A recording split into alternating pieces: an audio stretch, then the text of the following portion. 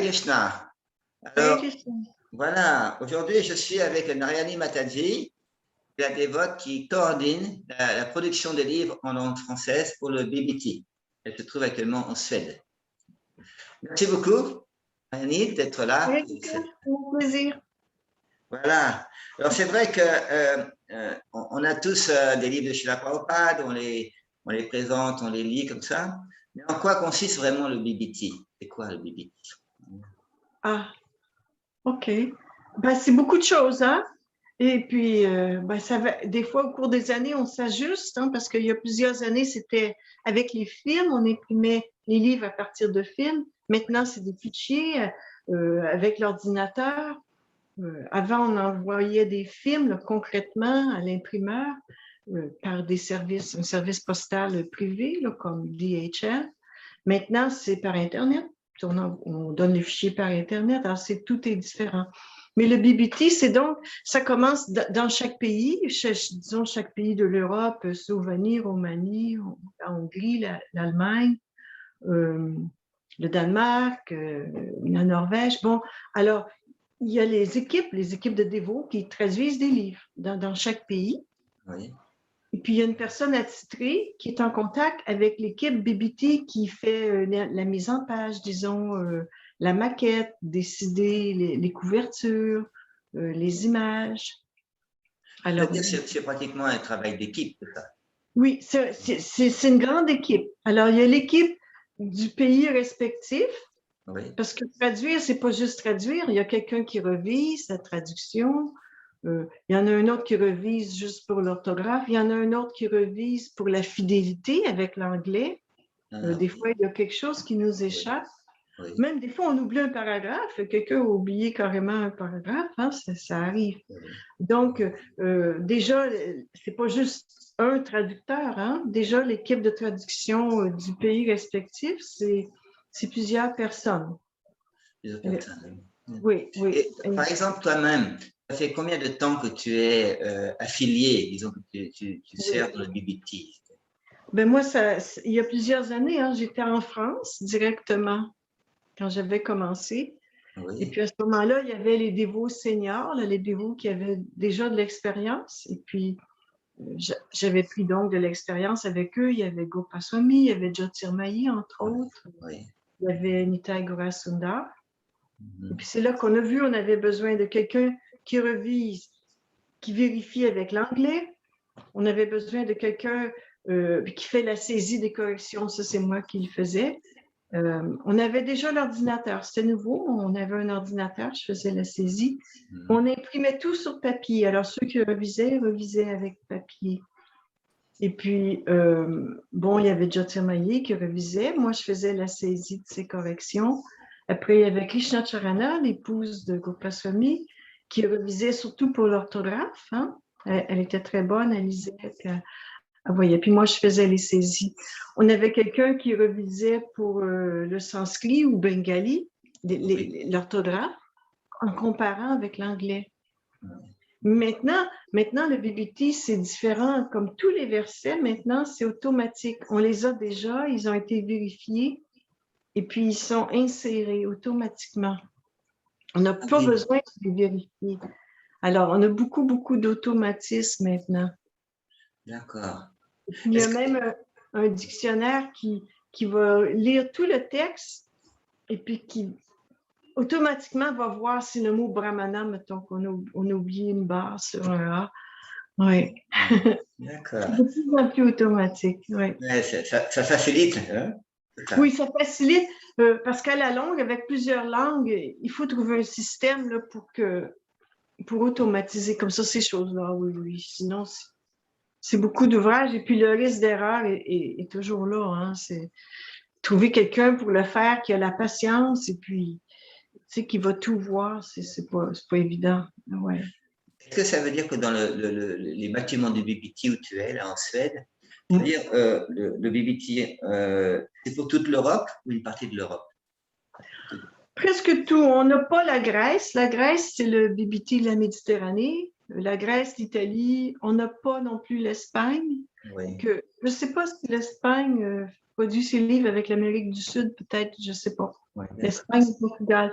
Mais sinon, oui, la France et les pays qui appartenaient avant au bloc de l'Est, là, puis les pays du Sud, de l'ancienne Yougoslavie, tout ça, Slovénie, là, on monte après ça avec l'Allemagne, le Danemark, là. Oui. Et puis, on a les pays baltiques aussi, la Russie. Aussi, on a la Russie. Pays baltiques. La Finlande. Par exemple, vous êtes combien de dévots là, à travailler pour le BBT, pour l'Europe du Nord, l'Europe comme ça? L'équipe, on a un dévot qui va faire, je pense que vous dites en français la maquette, hein, le design. Oui. Après, on en a un autre qui fait, bon, on se partage, hein, il y en a un autre qui va faire aussi la mise en page, ça dépend avec quel programme, quel logiciel qu'on va utiliser. On en a d'autres, bon, on dit, il va faire comment on dit, quand on a la liste d'adresses ou les annonces pour les livres, dépendant du livre qu'on fait, là, on a les petites annonces là, pour chaque livre à la fin. Oui. On a des mots pour faire. J'ai pris mon petit livre ici. Comme celui-là. Là, c'est ça, oui, comme tu montres là, oui. Quelqu'un qui va faire ça. On en a un qui coordonne aussi la production du côté technique.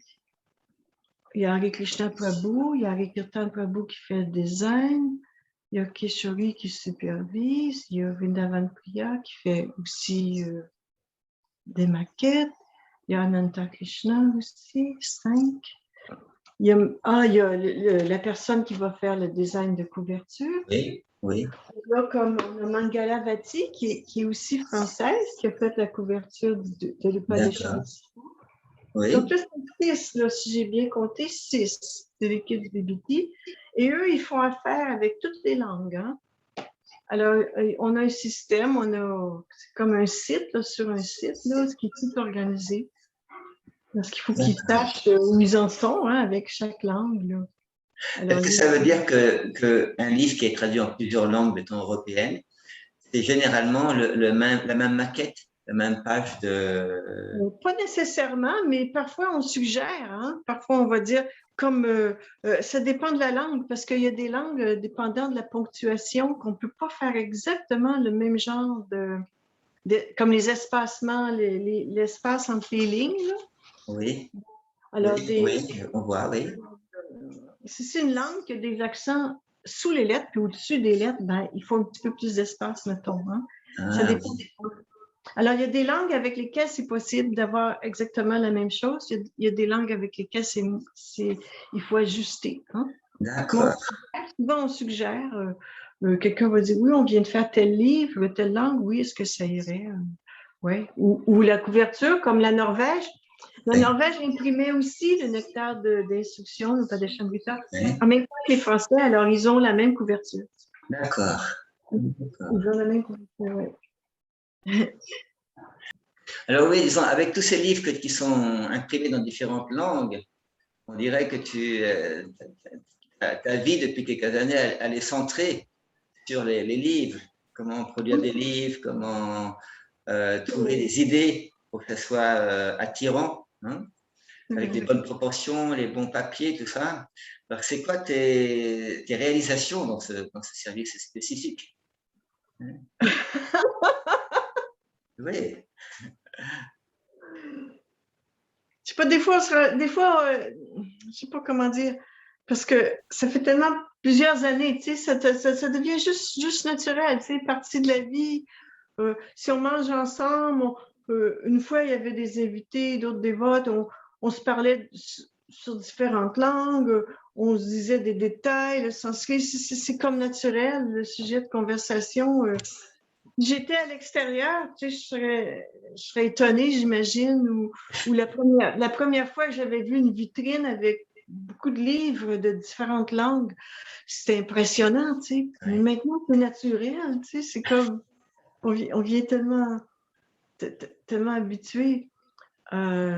Ouais, mais en même temps, c'est vrai que c'est pas ordinaire, ouais.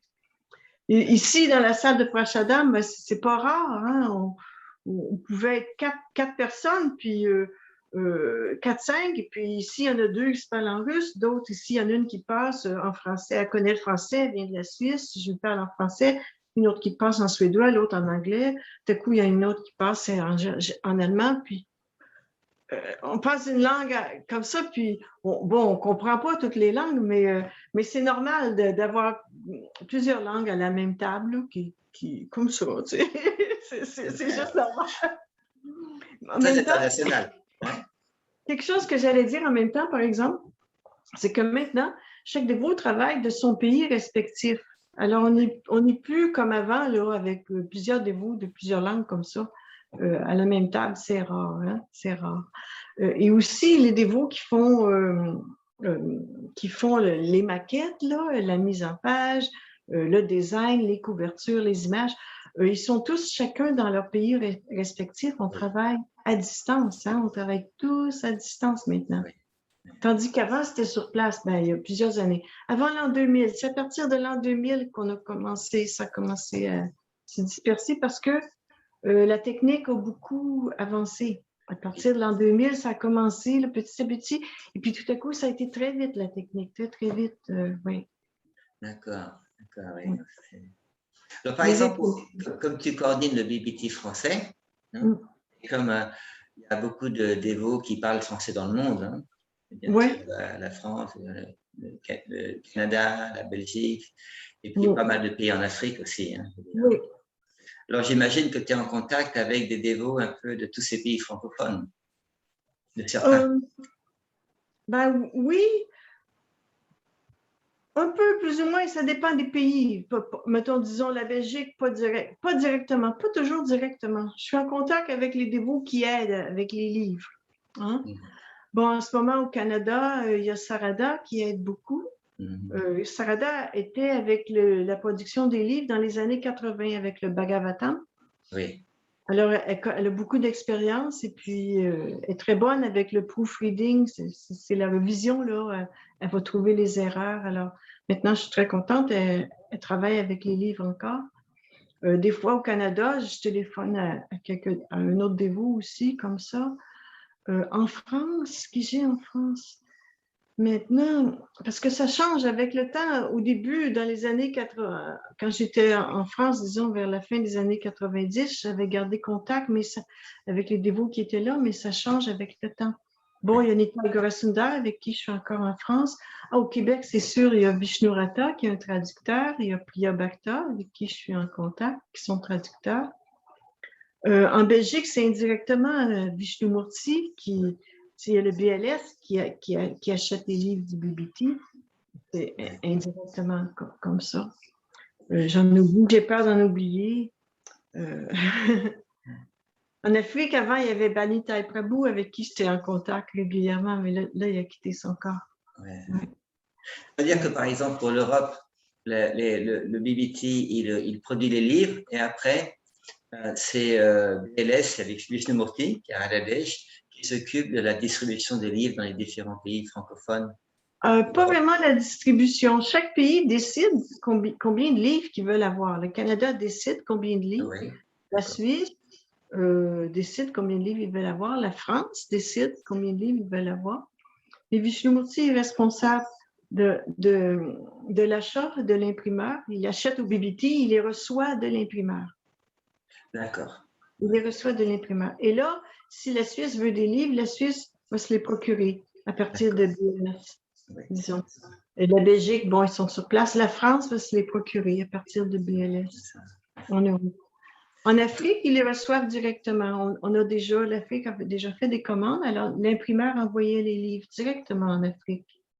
À La Réunion, l'imprimeur envoie des livres directement à La Réunion. Île Maurice, pareil. Et au Canada, bien sûr, l'imprimeur envoie les livres directement au Canada. Oui. Tout à l'heure, tu parlais du Srimad Bhagavatam. Là. Oui, alors maintenant, là, tout le monde a entendu parler que le Srimad Bhagavatam en français est reproduit, on pourrait dire, hein, sous la forme de la collection, là, hein, les 10 volumes. Alors, les livres actuellement sont envoyés à l'imprimeur pour l'impression, là, les 10 volumes? Ça va être, alors, ça va être comme le même modèle que le Bhagavatam anglais qu'on vient de produire. Je ne sais pas si vous l'avez vu, le Bhagavatam anglais Oui, qu'on vient je de l'ai produire. vu. Bon, ça va être pareil en français. Donc, ça va être en 12 volumes là, jusqu'à date, s'il n'y a pas de changement. Le troisième chant et le quatrième chant en 2 volumes. Donc, 12 volumes. Les mêmes couvertures, le même style, les mêmes images aussi. Mais nous, on imprime donc à partir des films. Ça, c'est très rare. Il y a encore des imprimeurs, un imprimeur en Inde qui a sa machine pour les films. Parce que les imprimeurs ont changé leur équipement avec le temps. On va imprimer, donc c'est exactement le même texte que les grands classiques, la même chose que les grands classiques, les films. J'ai des films ici avec moi, j'en ai pris quelques-uns des pages pour montrer. C'est, attends, peut-être pas celle-là. C'est des plastiques, là. Non. OK, c'est des plastiques comme ça, là. C'est un plastique, Oui, il n'y a rien derrière, on ne voit pas, oui, donc je mets une page blanche oui, oui. devant. On voit, là, on voit. Oui. Comme ça. D'accord. Alors, c'est un plastique transparent, le texte, et le texte est. Alors, c'est comme ça, les films, c'est des plastiques transparents. On voit peut-être pas, il y avait un papier collant, là, à chaque coin, il y avait un papier collant, on le voit peut-être pas, ici, sur la caméra, je ne sais pas si je me rapproche. Pas vraiment, non. Mais on Il voit, n'y avait pas de marque. Non plus, quand on va imprimer, ça, c'est des. Il y avait des. Tu vois, il y avait un bout de papier collant qui restait, là, je l'ai enlevé. ouais, d'accord. Ça, il y en avait qui étaient en double. Ça, c'est des films qui étaient en double là, que j'ai avec moi. D'accord. Alors, tous ces films-là étaient collés. Chaque page, il y en avait 16 sur une grande page, Mhm. de plastique transparent aussi, qui étaient collés avec un petit scotch là, aux 4 coins. Et puis, il fallait les décoller. Donc, on les a tous décollés, puis on les a mis dans l'ordre parce que les pages étaient pas dans l'ordre parce que chaque imprimeur a un système. Hein? Ils vont plier, mettons, le film après ça comme en accordéon, si on veut. Là. Puis après ça, ils le replient comme ça pour avoir les pages dans l'ordre. Ils ont leur système. Alors, nous, ce qu'on a fait, c'est qu'on a tout décollé, puis on a mis toutes les pages en ordre. 1, 2, 3, 4, 5, 6, 7, 8. On s'est aperçu qu'il y en avait en double. Il y en avait qui manquaient. Alors, c'était une bonne chose qu'on a pu faire ça. Il manque à peu près, dans 10 champs, il manque à peu près 200 pages. Et puis, donc, là, on va faire ça va être des scans des grands classiques, avec les grands classiques. L'imprimeur va faire un scan des pages qui manquent. Il va faire un film avec, parce qu'il faut qu'il les place avec les autres. Il va faire aussi un film. Oui. Et puis après, ça va être beaucoup de vérifications, comme là, ici, je ne sais pas si vous voyez dans le coin en haut, là, il y a des chiffres, c'est écrit en rouge. Oui, on voit un numéro là, 107. Hein. D'habitude, sur des films, il faut écrire en bleu. Parce que ça, c'est spécial. Le bleu reste invisible. Alors, le bleu, c'est une couleur spéciale, hein? Parce que c'est la couleur de Krishna aussi. Et j'avais lu un article dans un journal une fois comme le bleu, c'est vraiment une couleur spéciale. Le ciel, l'article disait aussi la Sainte Vierge toujours habillée en bleu. Et puis pour les films, il faut écrire en bleu. Mais là, ici, c'est écrit en rouge. Là. Oui. Et puis, il y a plusieurs pages comme ça qui est écrit en rouge, même en noir. Et puis, c'est l'imprimeur qui va s'en occuper. J'ai demandé à Brahmananta, notre coordinateur, il m'a dit ça, l'imprimeur va s'en occuper. Parce que moi, je voulais mettre du blanc là, pour cacher. Tu sais. Et quand l'imprimeur va être prêt, il va nous présenter des. Comment on appelle ça? Avant d'imprimer pour de vrai, il va nous présenter là, ce qu'il a. Et puis là, ça va être à nous de vérifier. Il va falloir tout vérifier. Puis être certain qu'il n'y a rien d'écrit à la main. Parce que ça, en rouge, c'est écrit à la main en plus. Hein. Il va falloir s'assurer. C'est beaucoup d'ouvrages. Il va falloir tout vérifier en plus. Il y a beaucoup de détails à vérifier. Hein? Oui, peut-être même vérifier si les pages sont dans le bon ordre. Oui. Mais moi, je vais faire appel à des aides. Attends, je vais vous montrer. Ici, il y a une ligne bleue. Là, on voit dans le bas. On voit en bas, il y a une ligne bleue. Hein? Oui, on voit la ligne bleue, oui. Mais ça ne paraîtrait pas. Mais tu vois, c'est écrit imprimé en Italie. Oui, marqué, oui. C'est les grands classiques. Hein? C'est pour ça qu'on enlève la page. Puis vous voyez le scotch tape en bas. On voit qu'il y avait un scotch en bas. Là. Oui, des faux légales, là. Hein? Ouais, il faut l'enlever, il faut les enlever. Il D'accord. va pas enlever, lui, bon, c'est comme ça. Bon, D'accord. ouais. Ouais, C'est beaucoup d'ouvrages. Ça a été beaucoup d'ouvrages. Quelques mois, hein, ça a pris des mois, quelques mois. Pas ça, des ouais. mois. On a compté les mois. Ouais. J'ai eu de l'aide, hein, c'est pas moi. Je supervisais aussi, j'y allais comme ça, puis là, il me posait des questions, puis là, je regardais, tu sais. Je fais beaucoup de supervision. Ouais. C'est ça. Ouais. Et quand vous travaillez pour l'imprimerie, là, vous travaillez avec différentes imprimeries dans différents pays du monde? Ben, c'est surtout l'Inde et puis l'Allemagne, ces temps-ci. Et ça dépend des livres, ça dépend des quantités aussi. Chaque imprimeur a des papiers différents. Ça va dépendre des livres, ça va dépendre du choix du papier et de la quantité. Il y a longtemps, on a déjà imprimé en Chine. Là, je ne l'ai pas pris ici, le livre là, Gloire et mystère de l'Inde. Oui. Il me semble, si je me souviens bien, ça a été fait en Chine. Ah, d'accord. Il y a plusieurs années, il y avait eu Singapour. Ça dépend des offres de l'imprimeur. Et puis, si on est satisfait avec les imprimeurs qu'on a en ce moment, ben, on les garde. C'est vraiment Murta qui fait le deal avec l'imprimeur. Romain Il y a beaucoup- Mourtin, c'est le responsable du BBT pour l'Europe du Nord, alors. Oui, oui, Toutes les oui, langues. Hein? oui. Puis il y a de l'expérience dans le papier, il connaît le choix des papiers. C'est ça. Et puis, les couvertures aussi, comment faire les couvertures. Il y a toutes sortes de spécifications. Laminé, non laminé, ma, non ma, ou quand les lettres sont un petit peu en relief, toutes sortes de détails comme ça. D'accord. Vraiment, j'allais dire, il faut vraiment être du métier pour comprendre ça. Oui, oui, il y a beaucoup, beaucoup de détails. C'est probablement comme n'importe quelle chose d'autre qu'on fait. Hein. Il y a toutes sortes de détails quand on se met à étudier en Ouais, profondeur. Là. Ouais. j'imagine que, disons, comme tu es dans ce milieu du BBT, quand tu vois une erreur, soit la qualité du papier, soit une erreur de frappe, tout de suite tu remarques.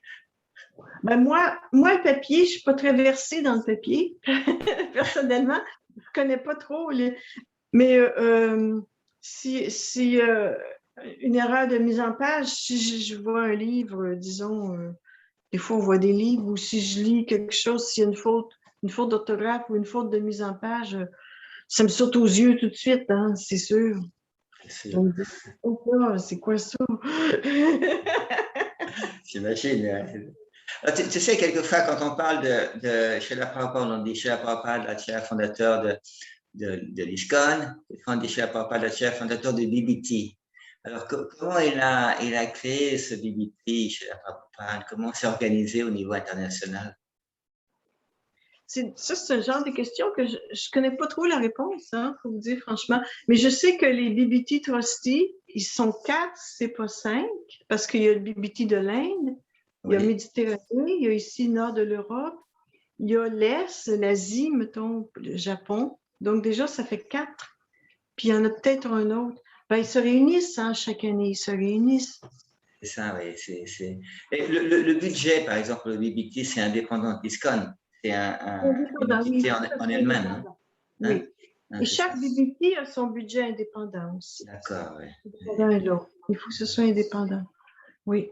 Comme là, ils se sont réunis pour faire le Bhagavatam anglais. Parce Oui, qu'avant, il y avait l'Inde qui avait imprimé le Bhagavatam.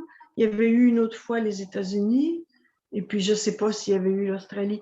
Mais là, ils se sont réunis pour faire un Bhagavatam anglais, que ce ne soit pas celui de l'Inde ou celui de l'Amérique ou celui. C'est un.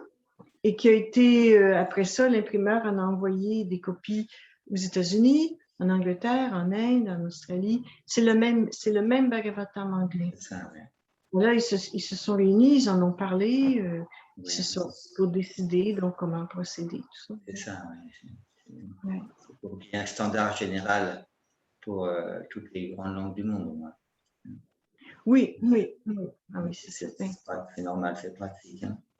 Alors, par exemple, comme il y a des dévots qui vont écouter dans cette présentation qui sont de différents pays du monde, hein, Oui, oui. des dévots qui parlent français, qui ont la chance de parler français.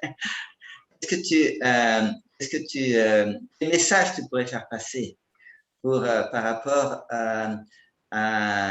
aux gens qui vont recevoir les livres, lire les livres, distribuer les livres, étudier les livres? Il faut être tolérant si vous trouvez des erreurs. D'accord. On revise, mais bon, il faut être tolérant. Il faut chercher à comprendre, à lire le contenu, à voir le message du contenu. Plutôt aussi, je parle pas juste des erreurs d'orthographe, mais des fois peut-être la composition d'une phrase. Si des fois on se dit, ah, bon, on aurait pu écrire autrement, quelqu'un va dire, ah, mais il faut être tolérant, parce que c'est tellement long de tout réviser, ou si on se dit, ah oui, peut-être que ça pourrait être mieux écrit, mais c'est tellement long. Oui. Regardez encore comment c'était en anglais. Après, on fait revérifier par quelqu'un. Alors, juste être tolérant et comprendre le message. C'est ça, c'est ça. Oui. Ça. Ok, hein, ça veut dire que, disons, ce service de BBT, il semble très prenant, avec beaucoup de détails. On pourrait dire que tu es en plein dedans depuis quand même un certain nombre d'années. Hein. Oui, oui. Là, je suis avec les images. Voilà, ça te parle, ça, les images, plus qu'au lecteur ordinaire, j'allais dire. Hein. Qu'est-ce que dans ta vie personnelle, spirituelle, justement, le fait de travailler avec les livres, hein, qu'est-ce que ça te fait dans ta relation avec Srila Prabhupada? Vous me posez des questions, là. Ben oui, c'est des questions personnelles. Je sais pas, je pense que c'est avec du recul que je me rendrais plus compte. Oui. C'est parce que là, c'est tellement comme ma vie de tous les jours, je sais pas. Je pense qu'avec du recul, je pourrais plus me rendre compte de commencer. Là, juste comme ça, je ne saurais pas comment dire. Ah oui. Je sais pas comment dire. C'est-à-dire que pour toi, c'est quotidien de travailler avec les livres de Prabhupada. Oui. C'est la vie normale. Oui, c'est ça. C'est la vie normale pour toi. Hein. Parce que toi, nous, de l'extérieur, on peut recevoir les livres. On est content quand, mettons, un nouveau livre est fabriqué en français. Hein. On regarde les détails, on lit, on est enthousiaste à le distribuer quand il est un peu nouveau aussi en général. Hein. Mais pour nous, toi, c'est un peu, quand on reçoit un livre, c'est comme si c'est un cadeau qu'on reçoit. Hein. C'est chez la Prabhupada qui vient nous voir. Toi, hein. Et toi qui es à la création, à la production, à l'origine, hein, toi qui nous envoie le cadeau sans pareil un peu. Hein. Hein. Oui, moi, ce que je fais, c'est que, bon, si quelqu'un traduit quelque chose, je regarde un peu, tu sais, j'évalue parce que j'en ai vu tellement des textes et j'ai vu tellement de corrections. Et puis, à la longue, on développe comme le feeling. J'évalue et puis, bon, il faut toujours faire reviser par quelqu'un d'autre, de toute façon. Alors, je trouve quelqu'un qui voudrait reviser. Je fais un appel, je donne des textes à reviser. Après, je demande ici, je dis oui, on est prêt. Alors, je demande ici à l'équipe BBT, on est prêt maintenant pour la mise en page. Avez-vous une suggestion pour le Père Deschamps-Muta quand on l'a fait? Bon, je demande à la conférence, ça s'appelle French Language Council. Oui. Il y a un des veaux qui représente chaque pays de la langue française.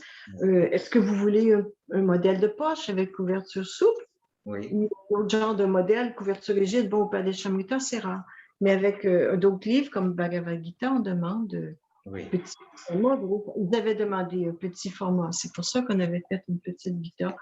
Après ça, quand ils nous disent, quand les dévots disent ce qu'ils veulent avoir, donc c'était pour le Sankirtan, ils voulaient avoir une petite Gita qui n'était pas trop lourde, facile à porter dans les sacs. On a fait. Mais elle est complète, hein, elle est petite, mais elle est complète. Oui. Puis, on leur demande ce qu'ils aimeraient avoir. Et puis, après ça, donc, on demande à la personne qui fait la maquette, ici on dit design, donc de faire le design, faire la maquette par rapport aux dimensions qui ont été demandées. Donc, moi, je fais un peu le suivi. Je vais demander à la personne de préparer.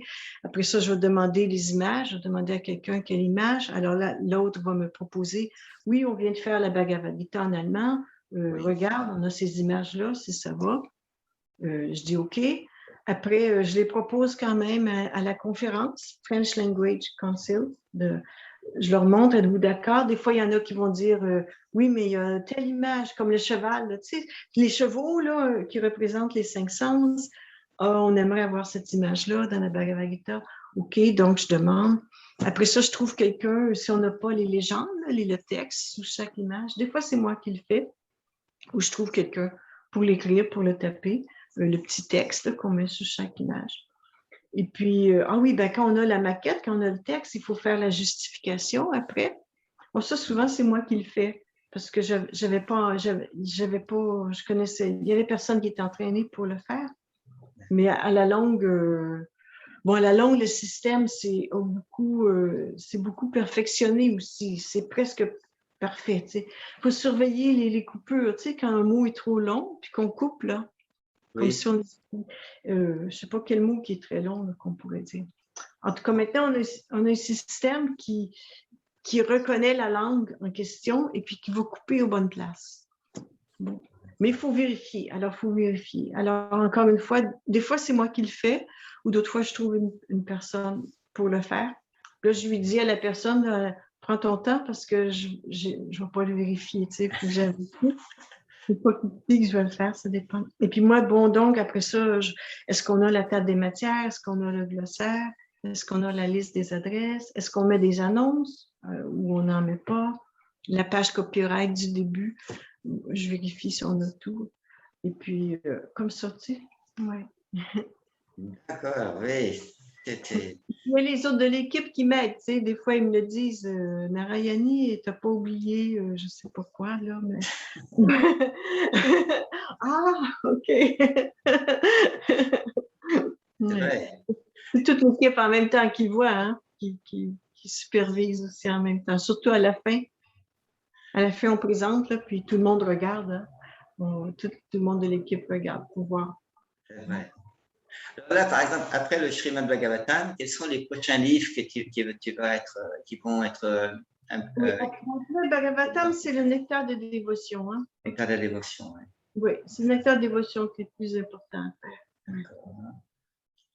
Ça va être aussi une petite grandeur, la Bhagavad Gita, ou peut-être plus grand. Ben, nectar de dévotion, là, je ne l'ai pas pris. Ben, on en a eu différentes productions du nectar de dévotion. Il y avait le beau petit livre rose, là. Oui, oui.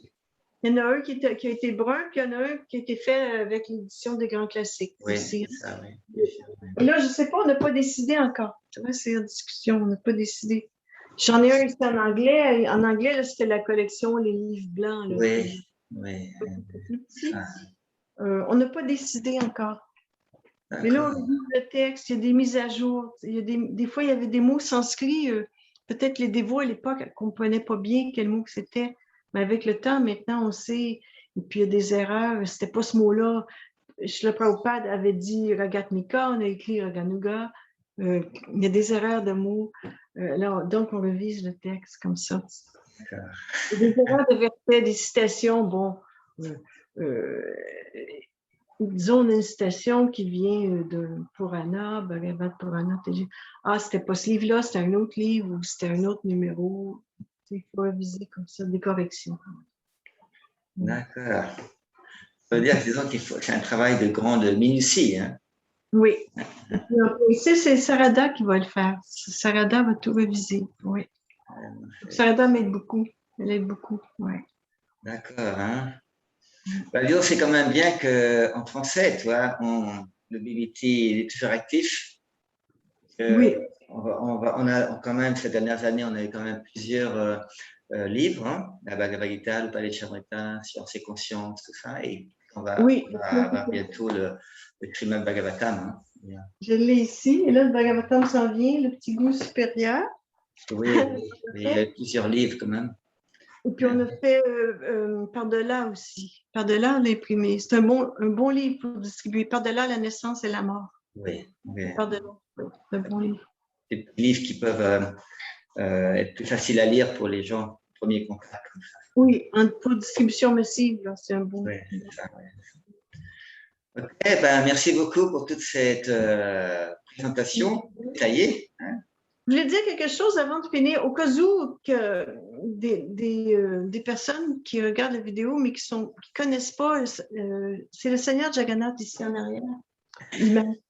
Parce que j'avais une amie qui visitait le temple de Montréal il y a longtemps à l'époque. Elle pensait que c'était un totem. Alors, surtout qu'au Canada, on a des totems. Alors, je lui ai dit, ça, c'est le Seigneur Jagannath, qui est une forme de Krishna de la ville Jagannath Puri en Inde. Et puis, c'est relié à une histoire spéciale. Je vais juste le dire au cas où, c'est pas un totem. Donc ça, le Seigneur Jagannath, il peut bénir tous là, qui regardent la vidéo. Et puis, il a les yeux grands parce qu'il est super content. Il est comme ça. Il est très content. Voilà. Et il peut regarder s'il y a des fautes pour le BBT. Non, oui. Non. Il faut être tolérant. Il faut s'attacher au sens quand on lit. En fait, c'est la raison des livres. Hein. C'est comprendre le sens, oui. Ça, ouais. Ouais.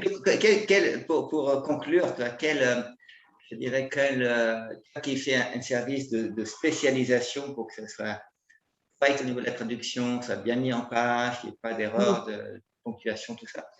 Et comme disons le plus important dans un sens, c'est le message qui est transmis. Oui, c'est ça, c'est ce que je voulais dire quand je dis le sens, le message, oui. Le message. Et quelle je dirais, quelle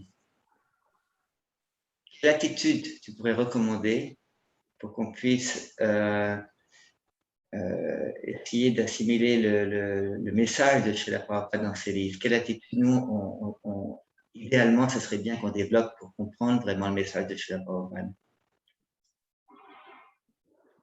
Il faut être ouvert, n'importe quel préjugé qu'on peut avoir. Ben, préjugé pas dans un mauvais sens, mais sans nous rendre compte, on a déjà des idées. Oui. Il faut juste lire puis dire, ah, OK. Ou même si on ne comprend pas, on continue. Ah, OK, on continue. Et puis, s'il y a des passages qui nous inspirent plus, on peut les relire. S'il y a des passages qui nous inspirent moins, il ne faut pas s'en faire. On peut passer par-dessus. Il ne faut pas être trop dur avec nous-mêmes non plus.